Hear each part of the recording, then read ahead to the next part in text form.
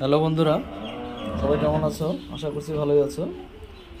এই আজকে আমরা আসলাম নতুন একটা ভিডিও নিয়ে, পেন্সিল শেডিং।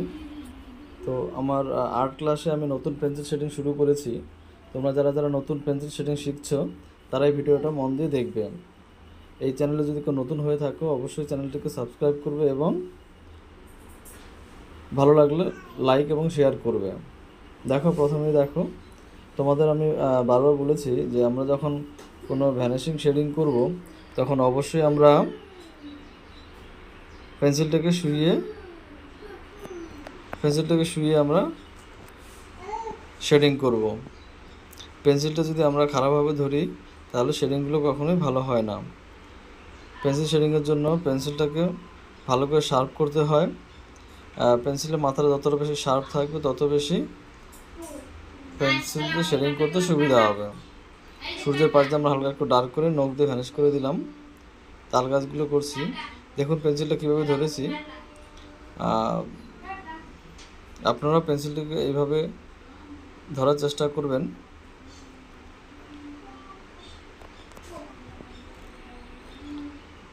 আলতোভাবে আমি তাল গাছটা করে দিচ্ছি।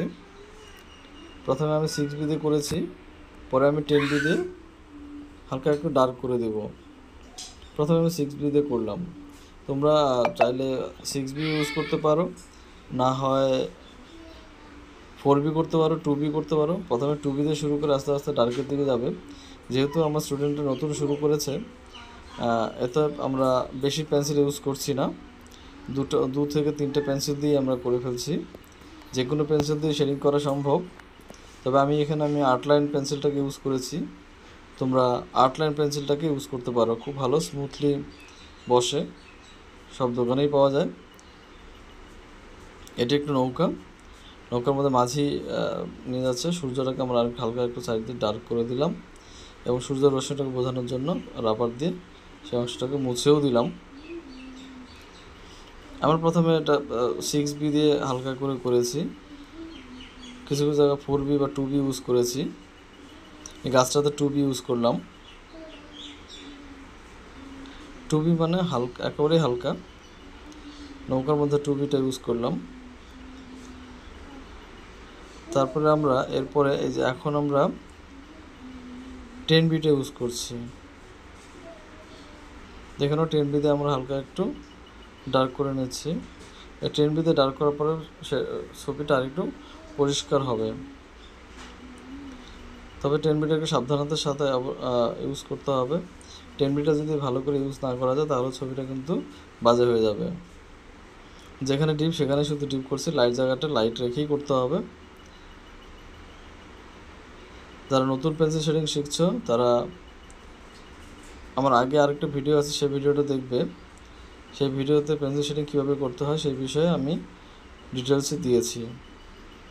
আর তোমাদের যদি আরও ডিটেলস লাগে আমার এই ভিডিওতে কমেন্ট করবে, আমি তোমাদের ভালো করে আরও ডিটেলসে আরও আস্তে আস্তে সুন্দর করে কীভাবে করতে হয় সেটা আমি দেখিয়ে দেবো। 10Bতে করছি, জলের শ্যাডো দিয়ে দিলাম, নৌকারও শ্যাডো দিয়ে দিলাম, ডার্ক জায়গাগুলো একটু ডার্ক করে দিলাম, সূর্যের সাইড দিয়ে আমি আরেকটু ডার্ক করে দিলাম।